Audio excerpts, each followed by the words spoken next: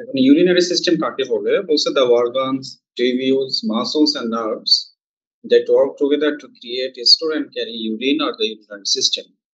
তাহলে এখানে urinary system কাকে বলে? urine formation, এটা সেটা স্টোরেজ, পরবর্তীতে ক্যারি করতে যে সকল অর্গান, টিউবুল এবং মাসল এবং নার্ভ বলছে the constituents of the urinary system. তাহলে urinary system এ কারা জড়িত আছে বা কোন কোন অর্গান ইনভলভ, সেটা হচ্ছে right and left kidney, right and left ureters, urinary bladder, two sphincter muscle, urethra, renal artery, renal vein, and autonomic nerves. কেউ chronologically বলতে পারবা যে urinary system? প্রথমে কিডনি, কিডনি থেকে আসছে ইউরেটার, ইউরেটার থেকে আর কি ওটা আসবে হচ্ছে ব্লাডারে, ব্লাডার থেকে চলে যাবে ইউরেথ্রা। এখন হচ্ছে স্ট্রাকচার অফ কিডনি, এগুলো সবাই আমরা পড়ে আসছি ইন্টারমিডিয়েটে। কিডনি হচ্ছে একটা pair green shape large organ. এটা কোথায় অবস্থিত? এখানে সিটুয়েটেড রেট্রোপেরিটোনিয়ালি, এখানে বানানটা ভুল আছে, হবে হচ্ছে রেট্রোপেরিটোনিয়ালি means behind the peritoneum on the posterior wall of the abdominal cavity. মানে abdominal cavity এর posterior wall, পিছনের দেয়ালে যে পেরিটোনিয়ামের পিছনে হচ্ছে কিডনি অবস্থিত। তখন হচ্ছে আউটার পার্টকে কি বলা হয়? ক্যাপসুল বলা হয়, এবং ইনার পার্ট হচ্ছে মেরুলা এবং কর্টেক্স নিয়ে গঠিত। মেডুলা অংশে কি কি আছে? Renal pyramid, renal popilliae, papillary duct অথবা ডাক্ট অফ বেলিনি। আর কর্টেক্স, এই অংশে আছে রেনাল কলমস, কর্টিক্যাল লোবিউলস। এখন হচ্ছে কিডনির কাজ কি? বলছে কাজকে দুই ভাগে ভাগ করা হয়, একটা হচ্ছে এক্সোক্রাইন ফাংশন আর একটা হচ্ছে এন্ডোক্রাইন ফাংশন। এক্সোক্রাইন ফাংশনের মধ্যে হচ্ছে ইউরিনকে ফর্মেশন করা এবং সেটাকে বাইরে ভয়েড করা, তারপর এক্সক্রিশন অফ মেটাবলিক ইনপ্রোডাক্টস, অর্থাৎ ইউরিনের ভিতরে এগুলা বের হয়ে চলে আসবে, যেমন urea, uric acid, other foreign substance, and maintaining the composition of extracellular fluid. extracellular fluid বলতে কি বোঝায়? সেলের বাইরে যে ফ্লুইড থাকে অর্থাৎ ইন্টারস্টিশিয়ামে, সেই ফ্লুইডকে মেইনটেইন করে। and regulation of extracellular fluid volume, সব সময় একটা নির্দিষ্ট অনুপাতে ভলিউম থাকবে, বেশি হবেও না আবার কম হবেও না। বেশি হলে কি করবে? ইউরিনের মাধ্যমে বের করে দিবে, কম হলে কি হবে? অ্যাবজর্পশন বাড়ায় দিবে। and regulate the acid base balance. ইউরিনের ভিতরে কি আসে? বিভিন্ন আয়ন আসে, বিভিন্ন আয়নিক এক্সচেঞ্জ হয়, একটু পরে আমরা পড়বো এগুলা। এই আয়ন এক্সচেঞ্জের মাধ্যমে কি হয়? বডিতে অ্যাসিড বেস ব্যালেন্স ঠিক করে। এবং regulation the osmotic function, water, electrolyte balance in the body. এখন হচ্ছে এন্ডোক্রাইন ফাংশন কি? এন্ডোক্রাইন এখানে হচ্ছে হরমোন রিলেটেড থাকে, production of erythropoietin that responsible for the production of RBC. RBC production হয় কোন প্রক্রিয়ার মাধ্যমে? এরিথ্রোপোয়েসিস। আর এখানে একটা হরমোন কাজ করে, সেটা হচ্ছে erythropoietin, and production of renin that maintain the blood pressure, and it plays very important role to secrete the hormone of aldosterone and parathyroid. এখানে দেখা যাচ্ছে aldosterone কি করে? সোডিয়াম এবং পটাশিয়াম আয়নের অ্যাবজর্পশন করে, অর্থাৎ যে ক্যাপিলারি আছে, গ্লোমেরুলার ক্যাপিলারি থেকে সোডিয়াম আয়ন আছে, সোডিয়াম আয়ন এটা হচ্ছে অ্যাবজর্ব করবে, আর পটাশিয়াম আয়ন এটা হচ্ছে এক্সক্রিট করবে। আচ্ছা, ব্লাড সাপ্লাই অফ কিডনি, কিডনিতে কিভাবে ব্লাড সাপ্লাই হচ্ছে? Blood enters into kidney by the renal artery. Renal artery কেন বলা হচ্ছে? কারণ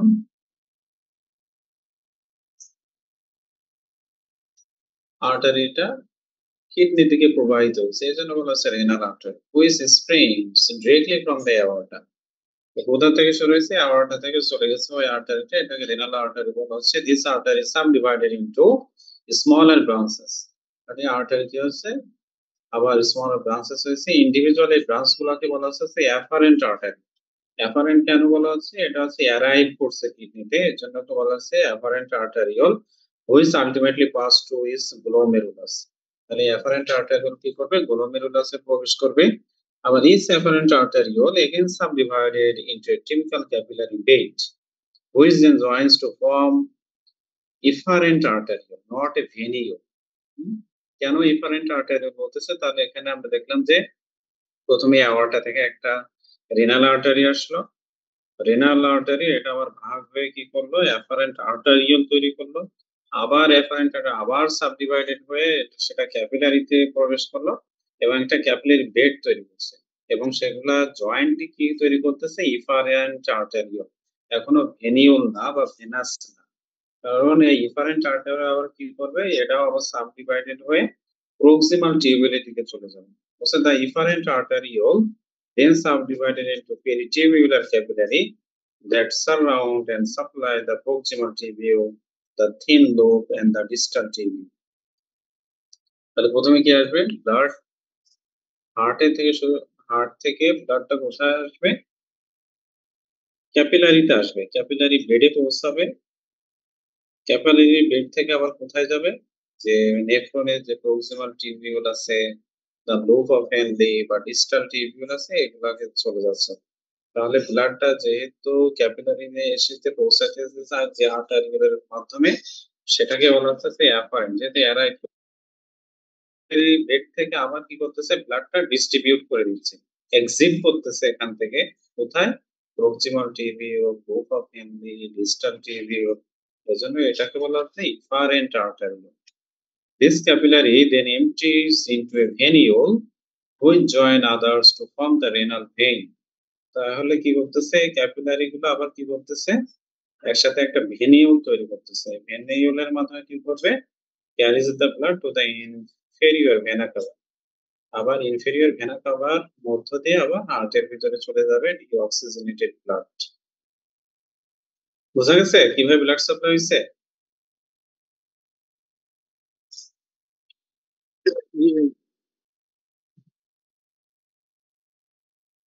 নেফ্রন কি, nephron is the basic structural and functional unit of the kidney. In human, normally kidney contain করে 8 to 15 lakh অথবা 8 lakh to 1.5 million nephrons. Each nephron consists of কি থাকবে, glomeruli, তারপরে Bowman's capsule থাকে, proximal convoluted tubule, হচ্ছে descending thin of loop of Henle, অর্থাৎ loop of Henle কে দুই ভাগে ভাগ করে একটা নিচের দিকে আসছে আর একটা উপরের দিকে উঠছে, এটাকে descending ascending বলা হচ্ছে। আর একটা হচ্ছে ডিস্টাল কনভলিউটেড টিউবিউল আর একটা হচ্ছে কালেক্টিং ডাক্ট। কারণ হচ্ছে নেফ্রনকে কয় ভাগে ভাগ করা হয়, নেফ্রনকে মূলত দুই ভাগে ভাগ করা হয়, সে কোন অবস্থানে আছে তার উপর ভিত্তি করে। একটাকে বলা হচ্ছে কর্টিক্যাল নেফ্রন আর একটা হচ্ছে জাক্সটাগ্লোমেরুলার নেফ্রন। কর্টিক্যাল নেফ্রন কি কর্টেক্স অংশে থাকবে, জাক্সটামেডুলারি আর মেডুলারি অংশে থাকবে। হচ্ছে the majority of nephrons are cortical and it have a shorter loop of Henle compared to juxtamedullary nephron. তাহলে এগুলো কোথায় থাকবে, এটা হচ্ছে শর্টার লুপ অফ হেনলি এবং কর্টেক্সে থাকবে। The function of nephron, নেফ্রনের কাজ কি, the nephron carries out nearly all of the kidney's function. Most of this function concern the reabsorption and secretion of various ion like sodium, carbohydrate like glucose and amino acid like glutamate. তাহলে কি করবে, নেফ্রনের কাজ হচ্ছে বডির জন্য যেগুলো ভালো সেগুলোকে অ্যাবজর্পশন করবে আর যেগুলো খারাপ টক্সিক ম্যাটেরিয়ালস এগুলোকে সিক্রেট করে ইউরিনের মাধ্যমে পাস করে দিবে। And properties of the cells that line the nephron change dramatically along its length. তাহলে কি হবে, নেফ্রনের বিভিন্ন অংশে বিভিন্ন ধরনের সেল থাকে and each segment of the nephron has highly specialized function. এরকম বিভিন্ন ধরনের সেল থাকলে কি হবে, তাদের বিভিন্ন ধরনের ফাংশন থাকবে। অর্থাৎ কেউ কি করতেছে, কেউ ফ্লুইডটাকে অ্যাবজর্পশন করতেছে, কেউ ফ্লুইডটাকে সিক্রেট করতেছে, কেউ আয়ন এক্সচেঞ্জ করতেছে, কেউ বিভিন্ন ধরনের হরমোন হচ্ছে সিক্রেট করতেছে, হরমোন সিক্রেটের মধ্যে ব্লাড প্রেশার রেগুলেট করতেছে, তারপরে পুরো বডিতে পিএইচ ব্যালেন্স করতেছে, মানে বিভিন্ন ধরনের function. Was composed of a glomerulus and the Bowman's capsule. The renal capsule take place in the initial filtration. তাহলে নেফ্রন কি দ্বারা তৈরি, গ্লোমেরুলাস থাকে, তারপরে হচ্ছে তার একটা আবরণ থাকে Bowman's capsule and the renal capsule take place the initial filtration. তো ইনিশিয়াল ফিল্ট্রেশন কার থেকে শুরু হয়, এই গ্লোমেরুলাস থেকে শুরু হবে। Also, the proximal tubule as a part of the nephron can be divided into an initial convoluted portion and a following straight, অর্থাৎ descending portion. নিচের দিকে নেমে আসছে fluid in the filtrate entering the proximal convoluted tubule is reabsorbed into the peritubular capillaries including approximately two-thirds of the filtrate, two-thirds of the filtered salt and water and all filtered organic solute, primarily glucose and amino acid. তাহলে কি হবে proximal টিউবুলে দেখা যাবে যে 3 ভাগের 2 ভাগ হচ্ছে এখানে অ্যাবজর্পশন হয়ে যাবে অ্যাবজর্পশন হয়ে কোথায় যাবে পেরিটিউবুলার ক্যাপিলারির ভিতরে also called the nephron loop is a U-shaped tube that extends from the proximal tubule. It consists of a descending limb and ascending limb. It begins in the cortex, receiving filtrate from the proximal convoluted tubule, extending into the medulla as the descending limb, and then return to the cortex as the ascending limb. তাহলে নেফ্রনের কি মাঝামাঝি ভাগ করলে কি থাকে উপরের দিকে cortex থাকে নিচের দিকে কি থাকে মেডুলা থাকে মনে আছে ইন্টারমিডিয়েটে আমরা পড়ছি এটা নেফ্রন এরকম আকারে করছে করে 2 ভাগে ভাগ হয়ে যায় উপরের দিকে থাকে কর্টেক্স নিচের দিকে মেডুলা তো যেটা হচ্ছে ডিসেন্ডিং সেটা কর্টেক্স এর ভিতরে করে নিচে লুপ অফ এটা মেডুলার ভিতরে করে আবার যখন উপরের দিকে উঠে যায় আবার সেটা কর্টেক্স এর ভিতরে চলে যায় so the primary role of the loop of Henle is to concentrate the salt in the interstitium, the tissue surrounding the loop. Okay. Primary function আছে salt কে concentrate করা in the interstitium.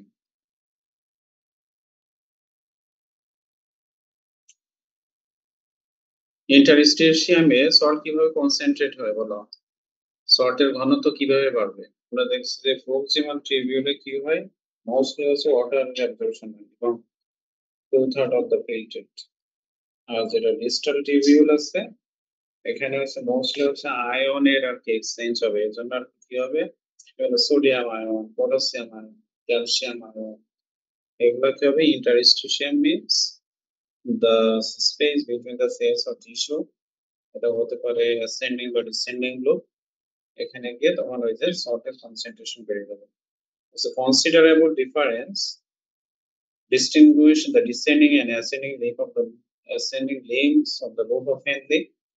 The descending limb is permeable to water কি করে water কি permit দেয় যে তুমি দর্শক permeable to salt একটু আগে আমি যেটা বললাম যে ascending লিম্বে কি হবে এখানে মোস্টলি আছে ওয়াটার কি পারমিট করবে এখানে হচ্ছে ওয়াটারের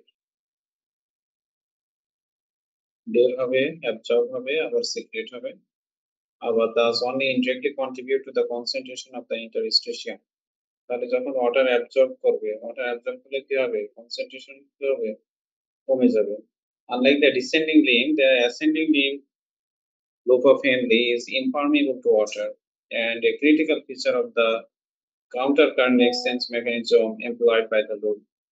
The ascending limb actively pumps sodium out of the filtrate. তাহলে কি করবে ফিল্ট্রেট ওটার ভিতরে যে সোডিয়াম আয়ন আছে সেটাকে কি করবে পাম্প আউট করবে and generating the hypertonic interstitium that drive counter current exchange.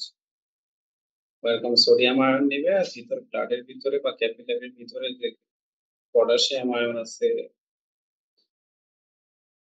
Phosphate ion আছে বাইকার্বনেট আয়ন আছে এগুলোকে সে বের করে দিবে তারপরে the distal convoluted tubule has a different structure and function to that of the proximal convoluted tubule since lining the tubule have numerous mitochondria to produce enough energy for active transport to take place.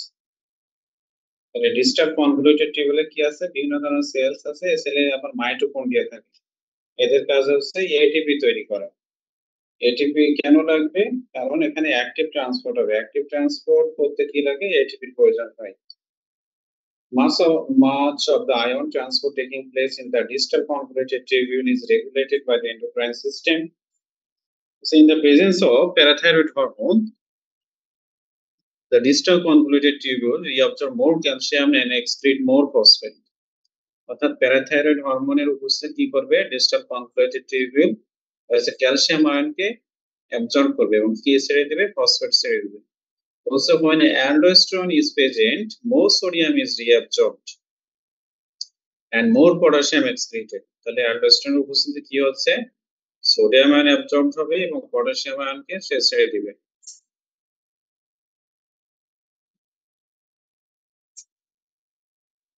তারপর না হচ্ছে atrial natriuretic peptide causes the distal convoluted tubule to excrete more sodium. In addition, the tubule also secretes hydrogen and ammonium to regulate pH. So after traveling the length of the distal convoluted tubule, only about 1% of water remains and the remaining salt contents negligible. অর্থাৎ ফিল্ট্রেটে কি থাকে, প্রচুর পরিমাণে পানি থাকে। যখন সে প্রথমে প্রক্সিমালে আসলো, তারপরে হচ্ছে লুপ অফ হেনরি পার হলো, ডিসেন্ডিং অ্যাসেন্ডিং, তারপরে ডিস্টাল টিবিউল, তখন দেখা যাবে ম্যাক্সিমাম ওয়াটার কি করবে, সে রিঅবজর্ব করে 1% থাকে। সল্টের পরিমাণ পূর্ণ পরিমাণ। ইউরিন ফর্মেশন কিভাবে হবে, the process R involved in urine formation, there's a glomerular filtration, tubular reabsorption আবার tubular secretion। এই তিন ভাবে বা তিনটা পর্যায়ে স্টেজে ইউরিনটা ফর্মেশন হবে। প্রথমে ফিল্ট্রেটটা আসবে, আমাদের বডিতে আমরা যে পানি খাচ্ছি, খাবার খাচ্ছি, এখান থেকে ফ্লুইড আসবে বা ফিল্ট্রেট, এটা গ্লোমেরুলাসে আসবে। গ্লোমেরুলাস ওটা হচ্ছে ছাঁকনি হিসেবে কাজ করবে, ওটাকে ফিল্টার করে সে পাঠায় দিবে আছে বোমান্স ক্যাপসুলে। বোমান্স ক্যাপসুল থেকে ওটা চলে যাবে প্রক্সিমাল ডিস্টাল টিউবিউল, না প্রক্সিমাল কি বলে, কনভলিউটেড টিউবিউল। ওখানে আবার রিঅ্যাবজর্পশন হবে, মোস্ট রিঅ্যাবজর্পশন হবে 2/3 অফ দা ফিল্ট্রেট। ওখান থেকে লুপ অফ হেনরিতে যাবে, অ্যাবজর্পশন চলতে থাকবে, এরপরে ডিস্টালে যাবে। ডিস্টালে গিয়ে এখানে কিছু আয়ন হচ্ছে অ্যাবজর্পশন হবে, আবার কিছু আয়ন সিক্রেশন হবে, যেটাকে টিউবুলার সিক্রেশন বলতেছে। ফাইনালি ইউরিন ফর্মেশন হবে। So in a glomerulus, there is an ultrafiltration occur due to difference in hydrostatic pressure. তাহলে এই ফিল্ট্রেশনটা কিসের মাধ্যমে হয়, হাইড্রোস্ট্যাটিক প্রেসারের কারণে। Also the hydrostatic pressure in the glomerular cavity is estimated to 70 millimeter mark, is considerably higher than in the capillary. Other capillary বলতে কি বোঝাইছে, অর্থাৎ টিউবুলার ক্যাপিলারি গুলো প্রক্সিমাল হতে পারে, ডিস্টাল হতে পারে। আবার the blood osmotic pressure is approximately 28 millimeter marker. So there is a back pressure, that is hydrostatic pressure in capsule, and tubule is about 10 millimeter marker. Thus effective glomerular filtration pressure is equal to about এটা থেকে 70 থেকে বাদ দিলে কত হয়, 32 millimeter. So the glomerular filtration take place due to the pressure difference of 32 millimeter marker. এখানে বলা হয়েছে যে ব্লাড গ্লোমেরুলাসে কি থাকে, গ্লোমেরুলার ক্যাপিলারি থাকে, ক্যাপিলারির ভিতরে কি আছে, ব্লাড আছে। তো ব্লাড কি করবে, ব্লাডের ভিতরে যে হাইড্রোস্ট্যাটিক, ব্লাডের নিজের একটা ওয়েট আছে, ওই ওয়েটের কারণে তার একটা হাইড্রোস্ট্যাটিক প্রেসার থাকে। তো প্রেসারের কারণে কি করবে, তার ভিতরে যে অতিরিক্ত ফ্লুইড হয়ে গেলে তখন সে চাইবে যে ব্লাড থেকে সে যেন বের হয়ে যায়। কিন্তু এর এগেইনস্টে আরেকটা প্রেসার কাজ করে, সেটা হচ্ছে অসমোটিক প্রেসার। ব্লাডের ভিতরে যে প্লাজমা প্রোটিন আছে ওইগুলো আবার চাইছে যেন ফ্লুইড গুলা রিমেইন করে, তখন তার প্রেসার আবার 28। আর ব্লাডটা ফ্লুইডের নিজের ওজনের কারণে, ওয়েটের কারণে তার হাইড্রোস্ট্যাটিক প্রেসার আছে 70। সে চাইবে যে অতিরিক্ত ফ্লুইডটা যেন বাইরে বের হয়ে যায় ক্যাপিলারি থেকে, কিন্তু প্লাজমা প্রোটিন আবার একটা প্রেসার দিচ্ছে 28 মিলিমিটার। আবার এখানে বলছে যে ব্যাক প্রেসার, ব্যাক প্রেসার মানে কি, ব্যাক প্রেসার আছে বোমান্স ক্যাপসুলে যে আবার ফ্লুইড আছে, সেই ফ্লুইড আবার একটা ব্যাক প্রেসার দেবে, সেটা হচ্ছে 10 মিলিমিটার। অর্থাৎ এটা হচ্ছে গ্লোমেরুলাস, গ্লোমেরুলাসের ভিতরে এরকম ক্যাপিলারি থাকবে, ওই ক্যাপিলারি থেকে বাইরে যে পর্দাটা আছে মেমব্রেন, ওটা হচ্ছে বোমান্স ক্যাপসুল। তো বোমান্স ক্যাপসুলে তো আগে থেকে ফ্লুইড থাকবে, ওটা আবার একটা ব্যাক প্রেসার দিবে। ক্যাপিলারি থেকে এরকম ফ্লুইড আসতে দিবে না, এই দুইটা বাধা, একটা হচ্ছে অসমোটিক প্রেসার ব্লাডের, আর একটা হচ্ছে যে বোমান্স ক্যাপসুলের ভিতরে যে ফ্লুইড আছে তার একটা ব্যাক প্রেসার। আবার হাইড্রোস্ট্যাটিক প্রেসার হচ্ছে দুইটা বাদ দিলে দেখা যাচ্ছে যে 32 মিলিমিটার গ্রেডিয়েন্ট প্রেসার থাকবে। এই প্রেসারের কারণে কি হবে, এই প্রেসারের কারণেই অতিরিক্ত ফ্লুইডটা ক্যাপিলারি থেকে বোমাস ক্যাপসুলে চলে আসবে, এভাবে ফিল্ট্রেশন হবে। এখন অ্যাবজর্পশন কিভাবে হবে? So as the fluid passes through the lumen of the tubule, there is marked modification of the filtrate. যখন সে ফিল্ট্রেট হয়ে গেল, ফিল্টার হইলো, ফিল্টার হয়ে যখন সেই টিউবিউল গুলা আর কি পাস করবে, তখন এর বিভিন্ন ধরনের মডিফিকেশন হবে। কিভাবে? বিভিন্ন লেনদেন হবে, এক্সচেঞ্জ হবে।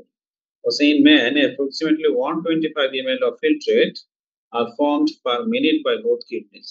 প্রতি দুইটা কিডনি মিলে হচ্ছে প্রতি মিনিটে 125 ml ফিল্ট্রেট তৈরি করে। আবার এই 125 ml ফিল্ট্রেট থেকে দেখা যায় মাত্র মিনিটে 1 ml ইউরিন ফর্মেশন হয়, অর্থাৎ বাকি 124 ml কি হয়ে যাবে? অ্যাবজর্পশন হয়ে যাবে।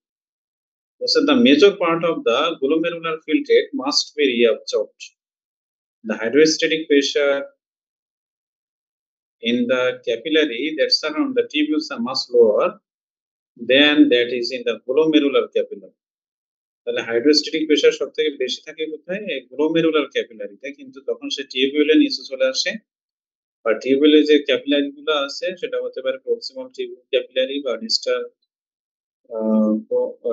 কনভেটেড টিউবিউল, যেটা ওখানে যে ক্যাপিলারি আছে, এই ক্যাপিলারি গুলাতে কি থাকে? ফ্লুইডের হাইড্রোস্ট্যাটিক প্রেসার কম থাকে। এই জন্য কি হবে? ওখানে অ্যাবজর্পশন বেশি হবে। আর যদি প্রেসার বেশি থাকে, ক্যাপিলারিতে প্রেসার বেশি থাকলে মানে হচ্ছে সে ফ্লুইডটা বাইরে বের করে দিতে চাইবে, আর প্রেসার কম থাকা মানে সে হচ্ছে বাইরে থেকে অ্যাবজর্পশন করবে। যেহেতু এই টিউবিউলার ক্যাপিলারি গুলাতে প্রেসার কম, এজন্য মোস্ট অফ দা ফিল্ট্রেট আর এখানে কি হবে? রিঅ্যাবজর্বড হয়ে যায়। The blood in the tubular capillary has a very high osmotic pressure. আবার এখানে কি অসমোটিক প্রেসার বেশি। অসমোটিক প্রেসার বেশি হলে কি হবে? তখন প্লাজমা প্রোটিন আর কি বাইরে বের হতে দেবে না fluid. As a result, water diffuse from the lumen of the descending tubules into the blood. অর্থাৎ টিউবের ভিতরে যে ফিল্ট্রেট গুলো আসবে সেগুলো কি হয়ে যাবে? ডিফিউজ হয়ে অ্যাবজর্ব হয়ে যাবে। So over 80% of the glomerular filtrate is reabsorbed in the proximal tubule and others in the distal convoluted tubule. The tubular reabsorption involves both the passive and active transport mechanism. In the proximal tubules, glucose, phosphate, bicarbonate, potassium, sodium, magnesium, and amino acids are reabsorbed by active transport mechanism. So in the distal tubule কি হবে? Chloride, ammonia, urea, water, more sodium are reabsorbed by passive transport mechanism. এখন এটা পড়তে হবে যে active transport mechanism কি আর passive transport mechanism. Active transport মেকানিজমে কি লাগে? এটিপি দরকার হয়। কিন্তু প্যাসিভ ট্রান্সপোর্ট মেকানিজমে কি হয়? এখানে কোনো ধরনের এনার্জি বা এটিপি দরকার হয় না। এ সরাসরি কি করে? ডিফিউশনের মাধ্যমে আর কি এক্সচেঞ্জ হয়ে যায়। কিন্তু এটা অ্যাক্টিভ ট্রান্সপোর্ট মেকানিজমে কি হয়? যেহেতু হাই অসমোটিক প্রেসার থাকে, এই জন্য তার বিরুদ্ধে গিয়ে কাজ করতে গেলে শক্তির প্রয়োজন হয়। ওই শক্তিটা আসবে ওই যে সেলুলার বিভিন্ন যে মাইটোকন্ড্রিয়া থাকে, এগুলা থেকে এটিপি। এই জন্য এটাকে বলা হয় অ্যাক্টিভ ট্রান্সপোর্ট, অর্থাৎ এখানে এটিপির প্রয়োজন। কিন্তু প্যাসিভে কোনো ধরনের এটিপি প্রয়োজন হয় না। হচ্ছে tubular secretion. The renal tubules are capable of transporting substance from the blood into the filtrate as well as from filtrate into the blood. This process is termed as tubular secretion. Most of the substance that the tubules handle in this way are foreign to the body, include trust, তারপরে হচ্ছে amino hippuric acid, penicillin, urea, uric acid. But it is evidence that creatinine and potassium is also handling in this way. There are also some substances which may move in two-way direction through the tubular wall. Thus, potassium is reabsorbed from the filtrate and also secreted into the filtrate. তাহলে এখানে বলা হয়েছে যে কি কি আর কি এখানে secretion হবে। এখানে বিভিন্ন ধরনের সিক্রেশন বলা হচ্ছে, urea, uric acid, creatinine, potassium. কিন্তু পটাশিয়ামের ক্ষেত্রে বলছে যে এটা হচ্ছে টু ওয়ে ডিরেকশন হয়, অর্থাৎ এটা ব্লাড থেকে যেমন সিক্রেট হবে আবার ফিল্ট্রেট থেকে এটা অ্যাবজর্ব হবে। এভাবে ফাইনালি কি হবে? ইউরিন ফর্মেশন হবে। এখানে দেখানো হয়েছে function of the different parts of the nephron. নেফ্রনের বিভিন্ন পার্টের স্পেসিফিক কি কাজ। প্রথম আছে রেনাল কর্পাসন। রেনাল কর্পাসন কি দ্বারা গঠিত? গ্লোমেরুলাস এবং ক্যাপসুল দ্বারা। গ্লোমেরুলাসের কাজ কি? Filtration of water and dissolve substance from the plasma. আর ক্যাপসুলের কাজ কি? এটা receive the glomerular filtrate, capillary থেকে সে রিসিভ করবে। আর রেনাল টিউবিউলের মধ্যে কি আছে? প্রথম আছে প্রক্সিমাল কনভলিউটেড টিউবিউল। এটা হচ্ছে বিভিন্ন রিঅ্যাবজর্পশনের কাজ করে, যেমন glucose, amino acid, creatinine, lactic acid, acetic acid, uric acid, ascorbic acid, phosphate ion, sulphate ion, calcium ion, potassium ion, sodium ion, এগুলো আছে অ্যাক্টিভ ট্রান্সপোর্টের মাধ্যমে। অর্থাৎ এখানে কি লাগবে? এটিপি প্রয়োজন হবে। আর রিঅ্যাবজর্পশন হবে অ্যামাইনো অ্যাসিড বাই পাইনোসাইটোসিস, আবার ওয়াটার আছে অসমোসিস প্রক্রিয়ায়, reabsorption of chloride ion and other negatively charged ion by electrochemical attraction, active secretion of substances such as penicillin, histamine, creatinine, and hydrogen ion are descending limb of group of enzyme. Group of enzyme descending ascending. Descending এ কি হবে? এখানে water reabsorption হবে osmosis প্রক্রিয়ায়, and ascending limb এ কি হবে? Reabsorption of chloride ion by active transport and passive reabsorption of sodium ion. তো দেখানো হয়েছে ডিজিটাল কনভলিউটেড টিউবিউল। এখানে যে reabsorption of sodium ion by active transport হবে, water osmosis, active secretion of hydrogen ion, passive secretion of potassium ion by electrochemical attraction.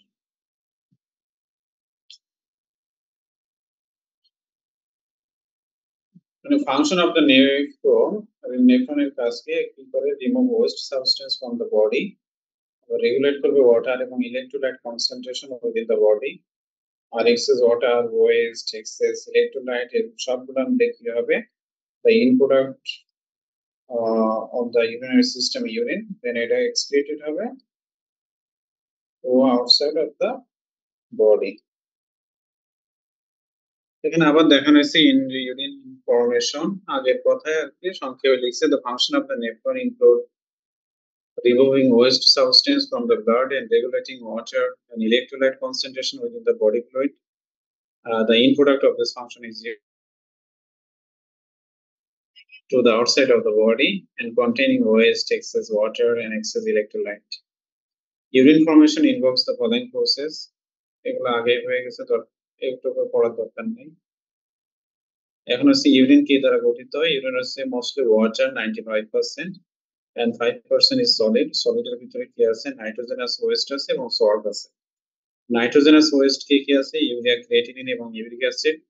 আর সল্টের ভিতরে আছে negative ion এবং positive ion. Negative আয়নগুলো কি কি? ক্লোরাইড, ফসফেট, সালফেট, বাইকার্বনেট, এবং positive আয়নের মধ্যে আছে sodium, potassium, magnesium, calcium, ammonium. এখন হচ্ছে regulatory function of the kidney. Kidney কিভাবে রেগুলেশন করে? যে পিএইচ রেগুলেট করতেছে, তারপর প্রেসার, ব্লাড প্রেসার রেগুলেট করতেছে। তাহলে কিডনি কি কি কাজ করে? হচ্ছে ব্লাড ওয়াটার ব্যালেন্স করবে বা ব্লাডের ফ্লুইড, তারপর হচ্ছে ব্লাডের পিএইচ কে ব্যালেন্স করবে এবং ব্লাডের সল্টের ব্যালেন্স করবে। এখন কিভাবে করবে? হাইপোথ্যালামাস এটা দেখানো হয়েছে। এখান থেকে শুরু, if the water percentage in the blood decrease or if an individual does not drink much water, যখন ব্লাডে পানির পরিমাণ কমে যাবে বা কেউ যদি পানি কম খায়, সেক্ষেত্রে কি হবে? এটা স্টিমুলেট করবে the osmoreceptor in the hypothalamus in the brain. ব্রেনে যে হাইপোথ্যালামাস আছে, সেই হাইপোথ্যালামাসের অসমোরিসেপ্টর তখন স্টিমুলেট হবে। তখন অসমোরিসেপ্টর আবার কি করবে? Hypothalamus signal the posterior pituitary gland to release ADH, মানে অ্যান্টিডাইউরেটিক হরমোন। অর্থাৎ হাইপোথ্যালামাস তখন আবার কি করবে? পোস্টেরিয়র পিটুইটারি গ্ল্যান্ডকে এরকম সিগন্যাল দেবে যে তুমি ADH তৈরি করো। তখন ADH কি হবে? causes to increase water reabsorption by osmosis. তখন যেহেতু কি হবে? ব্লাডে তুমি পানি বেশি খাও আর কম খাও, ব্লাডে সবসময় পানির পরিমাণ একটা নির্দিষ্ট থাকবে। এখন সে কি করবে? ADH কি করবে? অ্যাবজর্পশন বাড়াই দিবে। অর্থাৎ এই টিউবের ভিতরে যে ফিল্ট্রেট গুলো আছে, এগুলাতে পানি প্রচুর পরিমাণে সে অ্যাবজর্ব করে নেবে, ফলে কি হবে, ইউরিনের পরিমাণ কমে যাবে। Also when ADS is active, more water is reabsorbed, so blood volume and pressure rises. তখন কি হবে, ব্লাডের ভলিউম বাড়বে এবং প্রেসার রাইজ হবে। তখন লাস্ট হবে urine become more concentrated and the urine volume decreases. তখন ইউরিনটা অনেক কনসেন্ট্রেটেড হবে, অর্থাৎ হলুদ হবে, প্রস্রাব করতে গেলে জ্বালা পোড়া হবে, তারপরে ইউরিন ভলিউমটাও কমে যাবে, অনেক কম। এর বিপরীতে যখন একজন individual drinks a large amount of water, তখন সে বেশি পরিমাণে পানি খাবে, তখন এডিএস কি হবে না, রিলিজ হবে না। এডিএস রিলিজ না হলে কি হবে না, অ্যাবজর্পশন বেশি হবে না। অ্যাবজর্পশন বেশি না হলে কি হবে, যে মোস্ট অফ দা ফিল্ট্রেট বা ওয়াটার বা ফ্লুইড এটা ইউরিনের সাথে বের হয়ে যাবে, তখন more water is excreted and more urine forms. তাহলে এটা কি, এটা হচ্ছে regulation of blood water level and role of ADS. And regulation of urine volume. Urine volume output is regulated by the antidiuretic hormone that released by posterior lobe of hypophysis. The release of this hormone is under the control of the hypothalamus, specifically supraoptic nucleus. অর্থাৎ Aedes hormone কোথা থেকে নিঃসরণ হয়, এটা হচ্ছে posterior hypothalamus থেকে, specifically বলতে গেলে supraoptic nucleus থেকে. This nucleus contains all cell bodies that give rise to fibers which innervated the posterior lobe. Innervated বলতে বোঝায় নার্ভ সাপ্লাই এখান থেকে। This nucleus contains cell body থেকে কি হবে, ফাইবার, এই ফাইবার থেকে posterior lobe হচ্ছে নার্ভ সাপ্লাই হইছে। The nucleus functionally act as an osmoreceptor. তাহলে কি হিসেবে কাজ করে, নিউক্লিয়াসটা মূলত অসমোরিসেপ্টর হিসেবে কাজ করে। During hemoconcentration or loss of extracellular fluid, অর্থাৎ ব্লাডে যখন ফ্লুইডের পরিমাণ কমে যাইতেছে, the nucleus তখন অ্যাক্টিভেট হবে। নিউক্লিয়াস means ওই যে অসমোরিসেপ্টর, and more ADH is released, which is carried by the blood and the distal convoluted tubule, while it increased the permeability of the tubule and thus the absorption of water is increased. যখন permeability বাড়াইতে দিতে হবে, water absorption বেড়ে যাবে। This way extracellular fluid volume is restored. In the absence of the hormone, urine output can reach 20 ml per minute. অর্থাৎ যেখানে normally হয় 1 ml, সেখানে তুমি বেশি পরিমাণ পানি খাইতেছো, এখানে এডিএস হরমোন নাই, তখন কি হবে, প্রতি মিনিটে 20 ml ইউরিনও তৈরি হতে পারে। And under its influence it is only 0.35 ml per minute. আর যখন পানি কম খাবা, তখন প্রচুর পরিমাণে এডিএস হরমোন তৈরি হবে, তখন দেখা যাবে নরমালি যেখানে পার মিনিটে 1 ml ইউরিন তৈরি হয়, সেখানে মাত্র 0.35 ml ইউরিন তৈরি হবে, অর্থাৎ urine will be more concentrated. And say renal clearance. Renal clearance কি, is defined as the volume of blood or plasma that is completely cleared or emptied of any substance in 1 minute is called renal clearance. Renal clearance বলতে এখানে kidney clear হচ্ছে না, kidney clear করতেছে ব্লাডকে, এবং প্রতি মিনিটে কত এমএল ব্লাড বা প্লাজমাকে সে হচ্ছে পরিশোধিত করতেছে, এটাই হচ্ছে renal clearance. Also to calculate plasma clearance of any substance, the following পড়া বুঝতেছো?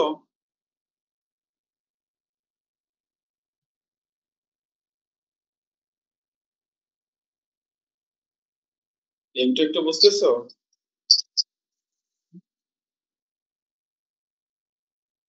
তোমাদের তো কোনো সারা শব্দ নাই। ইউরিনারি সিস্টেম তো অনেক অ্যাট্রাকটিভ বা ইন্টারেস্টিং, ইন্টারমিডিয়েটে তো পড়তে ভালোই লাগতো। ওই যে রেচন প্রক্রিয়া পড়তে না, কিডনি একটা, নেফ্রন একটা, আমার তো এই চ্যাপ্টারটা ভালোই লাগতো।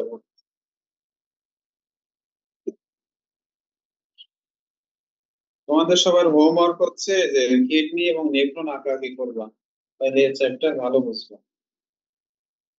কোথায় গ্লোমেরুলাস আছে বা কি, ওই যে রিমাইন্ড করা, সবাই তো জানো পারো, কিন্তু আমার মনে করা আছে গ্লোমেরুলাস এরকম সাবমিউরাস ছিল, ওখান থেকে বোমান্স ক্যাপসুল আছে, বোমান্স ক্যাপসুল থেকে প্রক্সিমাল টিউবিউল আছে, ওখান থেকে লোভা ফ্যামিলি, তারপরে হচ্ছে ডিস্টাল থেকে কালেক্টিং ডাক্ট।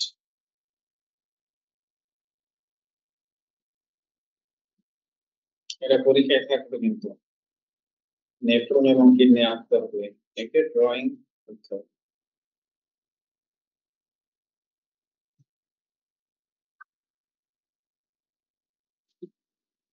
ড্রয়িং এন্ড লেভেলিং অফ কিডনি এন্ড নেফ্রন। তাহলে বলতেছিলাম কি রেনাল ক্লিয়ারেন্স, এটা হচ্ছে মূলত ব্লাড বা প্লাজমা ক্লিয়ারেন্স, যেটা কিডনির মাধ্যমে হবে এবং প্রতি মিনিটে কতটুকু ব্লাড বা প্লাজমা ক্লিয়ার হবে সেটাই হচ্ছে রেনাল ক্লিয়ারেন্স। এটা একটা ইকুয়েশন দিয়ে বোঝানো হয়, সেটা হচ্ছে C equals to UV by P.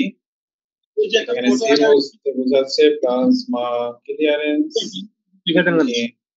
প্রতি মিনিটে কতটুকু এমএল, এবং ইউ হচ্ছে concentration of the substance in urine, ইউরিনের কনসেন্ট্রেশন কেমন, আর ভি হচ্ছে urine flow in ML per minute, এবং পি হচ্ছে কি concentration of the substance in the plasma.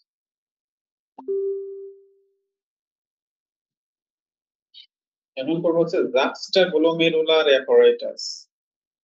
জাক্সটাগ্লোমেরুলার apparatus এটা একটা স্পেশালাইজড অর্গান, কোথায় অবস্থিত, গ্লোমেরুলাসে থাকে। এর কাজ কি, responsible for regulating blood pressure and glomerular filtration. তবে জাক্সটাগ্লোমেরুলার অ্যাপারেটাস এর কাজ কি, এটা হচ্ছে গ্লোমেরুলাসে থাকে। এর কাজ মূলত সে ব্লাড প্রেশারকে রেগুলেট করে এবং ফিল্ট্রেশন রেটকে রেগুলেট করবে, অর্থাৎ কতটুকু ফিল্টার হবে তা হচ্ছে রেগুলেট করবে। জাক্সটাগ্লোমেরুলার অ্যাপারেটাস কি কি দ্বারা গঠিত, এটা হচ্ছে তিন ধরনের সেল দ্বারা গঠিত। প্রথম হচ্ছে macula ডেন্সা। Macula densa at the point of contact between the afferent and efferent arteriole and the distal convoluted tubule. The epithelial cells of the distal tubule from the macula densa. Macula densa কি, macula densa হচ্ছে afferent and efferent arteriole ওখানে থাকে। বলছে a pair of specialized cell in the distal convoluted tubule that senses the concentration of sodium chloride in the tubular fluid. অর্থাৎ tubular ফ্লুইডে sodium chloride concentration কেমন আছে তার signal দেবে macula ডেন্সা। এরপর আছে জাক্সটাগ্লোমেরুলার অথবা গ্রানুলার সেল। এটা হচ্ছে modified smooth cell in the wall of the afferent arteriole that contain granules of renin. অর্থাৎ এই গ্রানিউলার সেল থেকে কি হবে, রেনিন প্রোডাকশন হবে। রেনিন হচ্ছে হরমোন কি করবে, হচ্ছে ব্লাড প্রেশারকে রেগুলেট করে। আর এক্সট্রাগ্লোমেরুলার যে মেসেঞ্জিয়াল সেল আছে, এটা অ্যাপারেন্ট এবং ইপারেন্ট আর্টারিওল মাঝখানে অবস্থিত, এবং এক্সট্রা মেসেঞ্জার সেল থেকে কি উৎপন্ন হয়, এখানে হচ্ছে this are also called granular বা পরকিসেন অথবা ল্যাসিক সেল বলে। This cell help in regulating glomerular filtration and secret করবে প্রোস্টাগ্ল্যান্ডিন এবং বিভিন্ন ধরনের সাইটোকাইন। তাহলে এর কাজ কি, involves in feedback mechanism that assist regulation of renal blood flow and glomerular filtration rate and produce করবে renin that regulate blood pressure, also secrete করবে কি, এটা হচ্ছে এক্সট্রাসেলুলার মেসেঞ্জার সেল থেকে আসে প্রোস্টাগ্ল্যান্ডিন এবং সাইটোকাইন। সাইটোকাইন যেমন হচ্ছে ইন্টারলিউকিন 2, তারপর হচ্ছে টিএনএফ।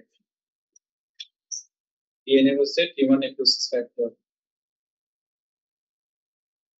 এমন হচ্ছে ডাইউরেটিক কি, the substance which enhance the output of urine, অর্থাৎ ইউরিনের পরিমাণ যারা বাড়ায় দেয় তাদেরকে ডায়াবেটিক্স বলে। The diuretics increase the urine formation and excretion by influencing any of the process involved in urine formation, such as increasing the glomerular filtration rate or decreasing the reabsorption of water. যেমন কি কি আছে diabetic, water, ethanol, caffeine, glucose, sucrose, and general uses of diuretics for treatment of disorder involving increase in extracellular fluid volume like hypertension, congestive heart failure, and edema. অ্যানিমেলে edema হলে আর কি diagnose করতে হয় বলো তো?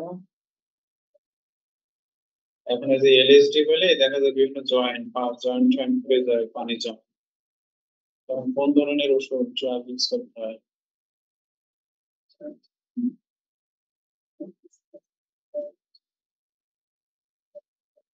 এই তোমরা কি প্র্যাকটিস করো না নাকি?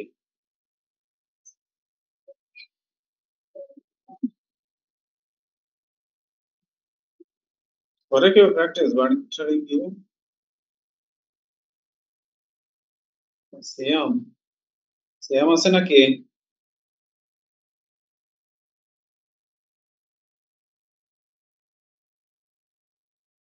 সিয়াম,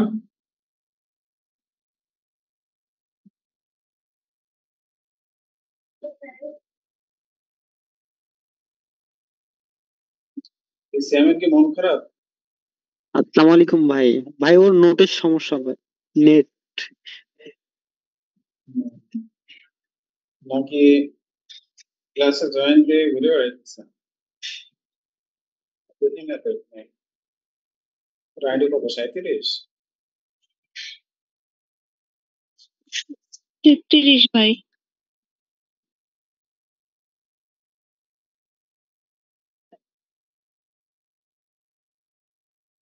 কোন হলে থাকো?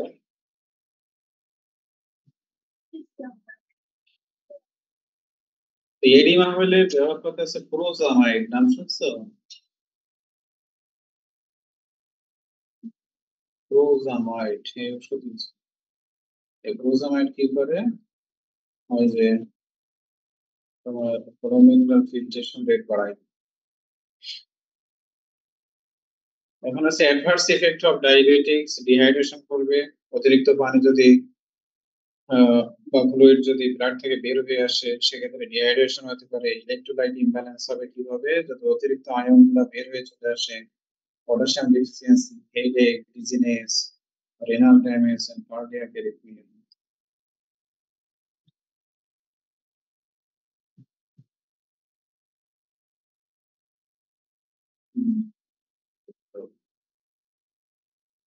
মিক্সুরেশন রিফ্লেক্স, মিক্সুরেশন রিফ্লেক্স কি দেখা যায়?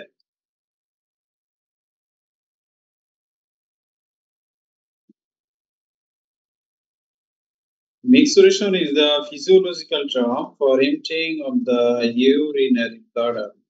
অর্থাৎ মিক্সুরেশন রিফ্লেক্স মানে ইউরিনারি ব্লাডার থেকে ইউরিনটা কিভাবে বাইরে চলে আসতেছে এই প্রসেসটাকে বলা হচ্ছে urinary মিক্সুরেশন reflex.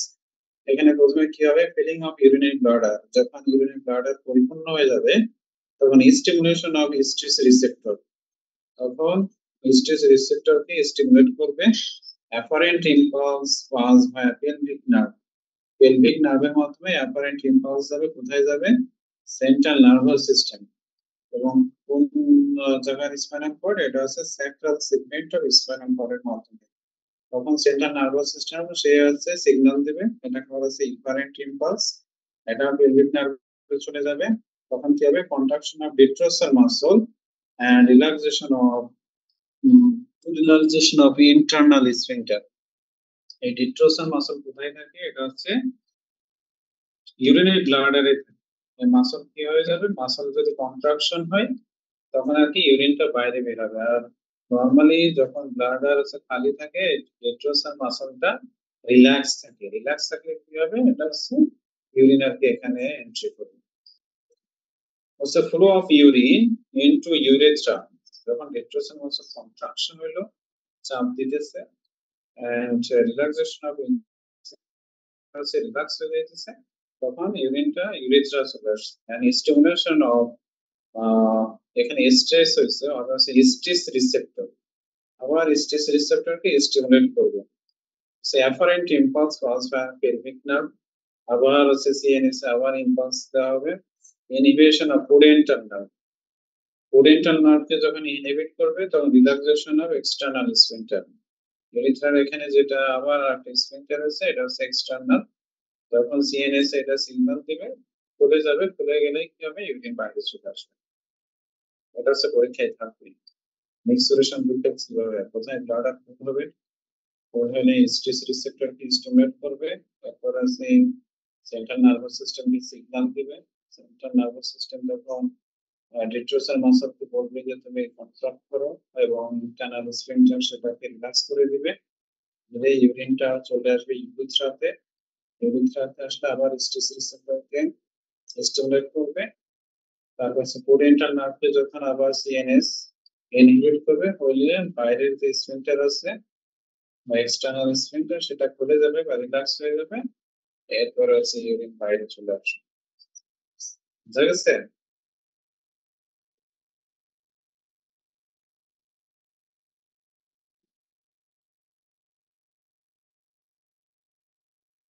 Mode of action of renin, angiotensin mechanism, angiotensin mechanism বা রেনিন কিভাবে কাজ করে অর্থাৎ ব্লাড প্রেশার কিভাবে রেগুলেট করে, এটা আছে সেটা বলছে লো ব্লাড প্রেশার, যখন ব্লাড প্রেশার কম হয়ে গেছে বা লো ইসিএফ ভলিউম, ইসিএফ মানে হচ্ছে এক্সট্রা সেলুলার ফ্লুইড, অর্থাৎ ফ্লুইডের পরিমাণ কমে গেছে, সিম্প্যাথেটিক স্টিমুলেশন, লো প্লাজমা সোডিয়াম, তখন কি হবে জাক্সটাগ্লোমেরুলাস অ্যাপারেটাসকে স্টিমুলেট দিবে, এই জাক্সটাগ্লোমেরুলাস অ্যাপারেটাস থেকে রেনিন আসবে, রেনিন কি করবে অ্যানজিওটেনসিনোজেন এই এনজাইমের মাধ্যমে কি হবে অ্যানজিওটেনসিন 1 থেকে অ্যানজিওটেনসিন 2 করবে, আবার অ্যানজিওটেনসিন 2 থেকে অ্যানজিওটেনসিন 3 করবে আছে অ্যানজিওটেনসিন কনভার্টিং এনজাইমের মাধ্যমে, সেখান থেকে 3 থেকে আবার কি হবে 4 হবে। তো অ্যানজিওটেনসিন 2 এর কাজ কি আছে ভ্যাসোকনস্ট্রিকশন করা, অর্থাৎ contraction of the blood vessel. তো ব্লাড ভেসেল যখন কন্ট্রাক্ট হবে অর্থাৎ সংকুচিত হবে তখন এমনিতেই কি হবে ব্লাড প্রেশার বেড়ে যাবে, ইনক্রিজ ব্লাড প্রেশার। এবং অ্যাড্রিনাল কর্টেক্স এখান থেকে আসবে হচ্ছে অ্যান্ডোস্টেরন, অ্যান্ডোস্টেরন ব্লাডের মাধ্যমে কিডনিতে পৌঁছাবে, কিডনিতে গেলে reabsorption of water and sodium, তখন ওই যে যে টিবিউলার ক্যাপিলারিতে কি হবে অর্থাৎ প্রক্সিমাল এবং ডিস্টাল টিবিউলে তখন অ্যাবজর্পশন ওয়াটার এবং সোডিয়ামের অ্যাবজর্পশন বেড়ে যাবে, বেড়ে গেলে কি হবে এক্সট্রা সেলুলার ফ্লুইড ভলিউমও বাড়বে, এক্সট্রা সেলুলার ফ্লুইড ভলিউম বাড়লে কি হবে ওখানে হচ্ছে ব্লাড ভলিউম বাড়তেছে, ব্লাড ভলিউম বাড়লে ব্লাড প্রেশারও বাড়বে, এইভাবে হচ্ছে ব্লাড প্রেশারকে নরমাল করবে। অর্থাৎ যখন ব্লাড প্রেশার লো হয় তখন আমাদের কি খাওয়া উচিত, তাহলে অবশ্যই পানি খাওয়া উচিত, পানি খেলে কি হবে আস্তে আস্তে ব্লাড প্রেশারটা নরমাল হয়ে যাবে। এটা হচ্ছে কি অ্যানজিওটেনসিন মেকানিজম, এটা আমরা কিন্তু ডাইজেস্টিভ সিস্টেমে পড়ছিলাম, অ্যানজিওটেনসিন কনভার্টিং এনজাইম বা এসিই। বুঝা গেছে এটা? ভাই তোমাদের তো কোনো ছাড়া শব্দ নেই। আচ্ছা, dialysis, it is the procedure to remove the waste materials and toxic substances and to restore normal value and composition of body fluid in severe renal failure. যখন সিভিয়ার রেনাল ফেলিওর হবে, কোনো ধরনের কাজ করতে পারতেছে না, কিডনিটা কোলাপস হয়ে গেছে, তখন যে ম্যাটেরিয়ালস এবং টক্সিক সাবস্টেন্স এগুলো বের করে দেওয়ার প্রক্রিয়া হচ্ছে dialysis. It is also called hemodialysis, অর্থাৎ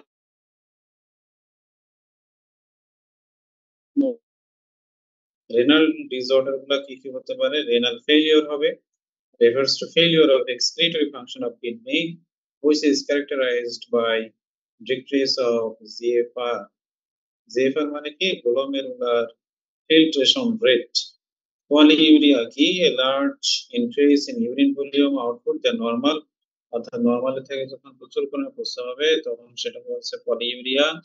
আর গ্লাইকোজ ইউরিয়া বলা হয় যখন glucose come out with urine, ইউরিনের সাথে যখন গ্লুকোজ আসবে সেটা হচ্ছে গ্লাইকোজ ইউরিয়া। অলিগুরিয়া কি ডিক্রিজড ইউরিনারি আউটপুট, যখন প্রস্রাবের পরিমাণ কম হবে সেটা হচ্ছে oliguria.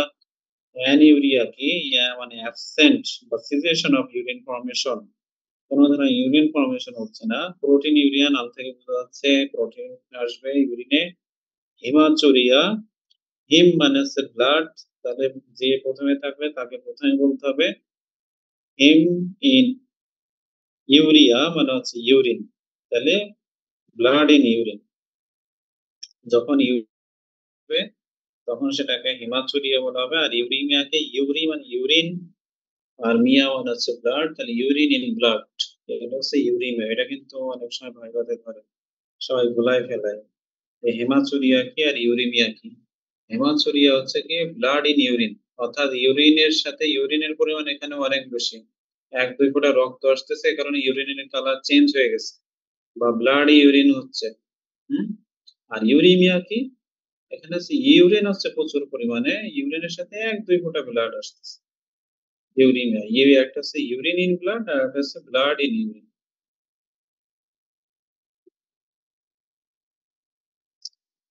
Urine elimination after forming in the nephron, urine passes from the collecting duct to the renal papillae, then to the minor and major calyx and of the renal pelvis, to the ureter, urinary bladder, and finally to the urethra, which convey urine to the outside. এই পর্যন্ত urinary system. বুঝছো তো? কোনো প্রশ্ন আছে কারো? আমি এখানে বুঝি না কেমন বুঝছো?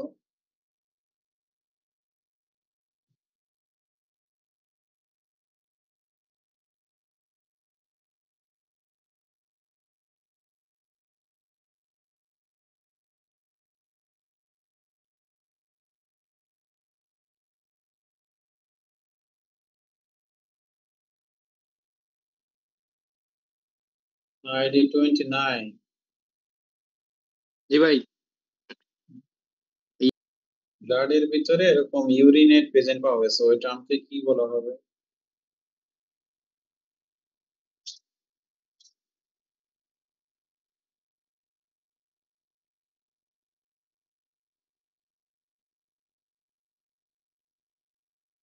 ব্লাডের মধ্যে ইউরিন পাওয়া গেছে, কি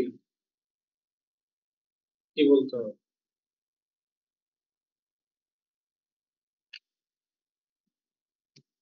এই হেমাচুরিয়া।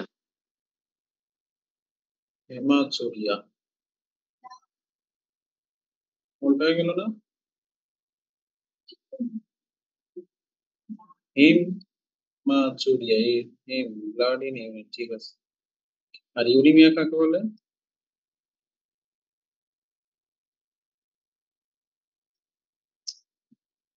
ইউরেনিয়া।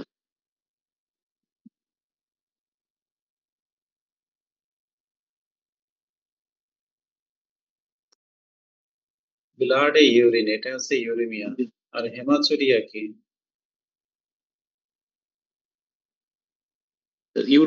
ইউরিনে ব্লাড।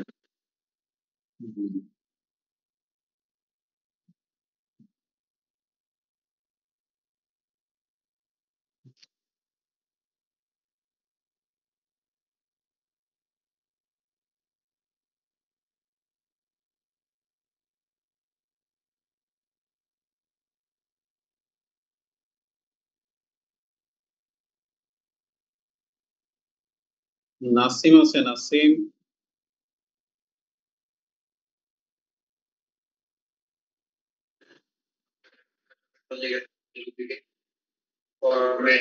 এটাই জাস্ট ঘুরে ফিরে এক।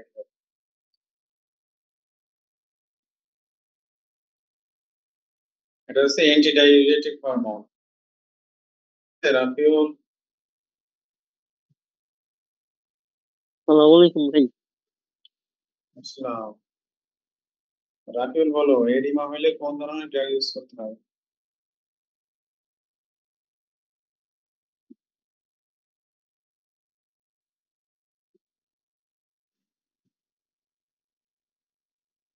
আরো বলবেন?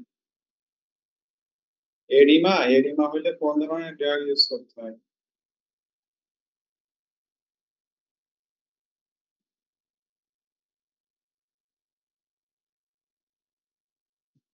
আইডি 39, তুমি বলো।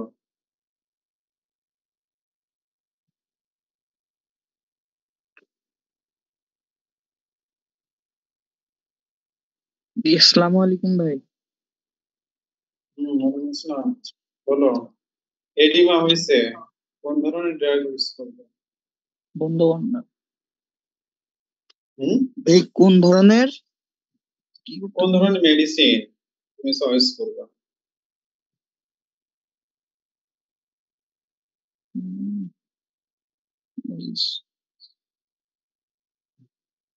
সামিউল বলো, এটা শিখবে এবং ওই ফার্মাসিউটিক্যাল কনসেন্ট্রেশন, অর্থাৎ মেডিসিনে কতটুকু আছে বা প্রতি এমএল এ কতটুকু আছে এই কনসেন্ট্রেশন জানতে হবে। এগুলো না জানলে কিন্তু প্রেসক্রিপশন করতে পারবে না।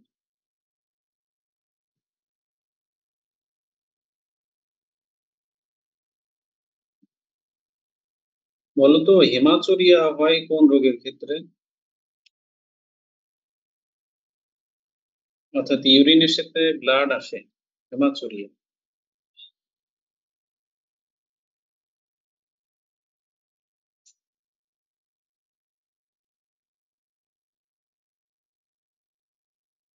কফি কালার ইউরিন কোন ডিজিজে হয়?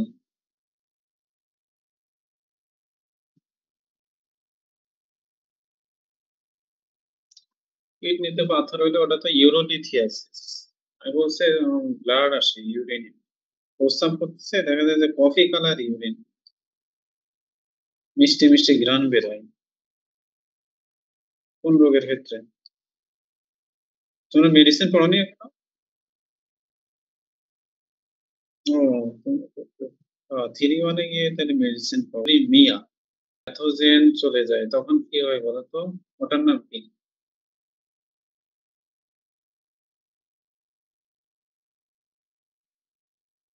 মনে করো ব্লাডের মধ্যে ব্যাকটেরিয়া ভাইরাস চলে গেছে, এটাকে কি বলে?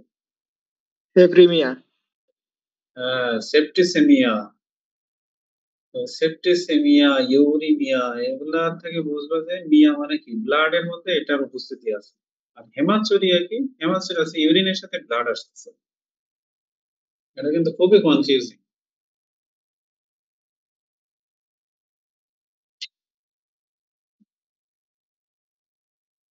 তাহলে পরীক্ষায় থাকবে এই যে mode of action of renin, renin কিভাবে কাজ করে, ব্লাড প্রেশার কিভাবে রেগুলেট করে, তারপর হচ্ছে মিক্সুরেশন রিফ্লেক্স, ইউরিন কিভাবে ইউরেথ্রা থেকে বের হয় এটা থাকবে। তারপরে ইউরিন ভলিউম কিভাবে রেগুলেশন হয়, তারপরে পানির পরিমাণ কম খাইলে বা পানি বেশি খাইলে এই যে ব্লাডে ওয়াটার লেভেল কিভাবে রেগুলেশন হয়, এগুলা কম্পোজিশন অফ ইউরিন, ইউরিন কিভাবে ফর্মেশন হয়, কিডনির ফাংশন, নেফ্রনের ফাংশন, নেফ্রনের স্পেসিফিক পার্টের ফাংশন, তারপরে যে ইউরিন ফর্মেশন, ইউরিন প্রসেস, তিনটা স্টেজ বা স্টেপ,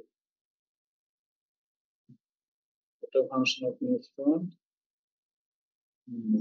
তারপরে কিডনিতে ব্লাড সাপ্লাই কিভাবে হয়, এটাই, বেশি কিছু না সিস্টেম। ঠিক আছে, আজকে এ পর্যন্তই।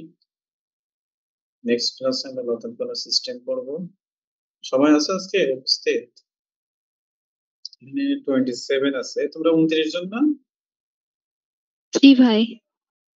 2 জন নাই? জি স্যার। 8, জি ভাই আছি। 10, জি ভাই আছি। 11, নাই 12, জি ভাই আছি। 15, 15, 15 absent, 17, প্রেজেন্ট ভাই। 18, প্রেজেন্ট ভাই। 20, প্রেজেন্ট ভাই। 21, 22, জি ভাই আছি। 23, জি ভাই আছি। 24, প্রেজেন্ট ভাই। 26, জি ভাই আছি। 27, জি ভাই আছি। 28, জি ভাই আছি। 29, জি ভাই আছি। 32। প্রেজেন্ট ভাই। এসে আর কি খবর তোমার? তোমার অবস্থা কেমন? ভাই আছে এমনই, কালকে হচ্ছে ঢাকা থেকে একজন জি ভাই আছি। মন খারাপ নাকি? না ভাই, মন খারাপ না। ভাই আপনি তো জানেন, আপনি আমার থেকে অভিজ্ঞ। ব্যাটসম্যানরা কি কষ্ট দিচ্ছে নাকি? না ভাই, ব্যাটসম্যানদের থেকে আমি মনে করি যে সব ব্যাচের থেকে আমার ব্যাচমেটরা আমার কাছে ভালো। ভাই এগুলা তাহলে আসলে কি সিনিয়র সিনিয়ররা? সিনিয়র পর্যায়ে থেকে সব আসে। সিনিয়র তো এটা ম্যাটার না, তোমার ব্যাচমেট ভালো কিনা এটা দেখো। তোমাদের আরেকজন সবাই সিনিয়র কে? ভাই নাই, 1-1 এ তুলি তুমি একা? ছিল, তারপর জি ভাই। আচ্ছা ঠিক আছে। 35, জি ভাই আছি। 37, প্রেজেন্ট ভাই।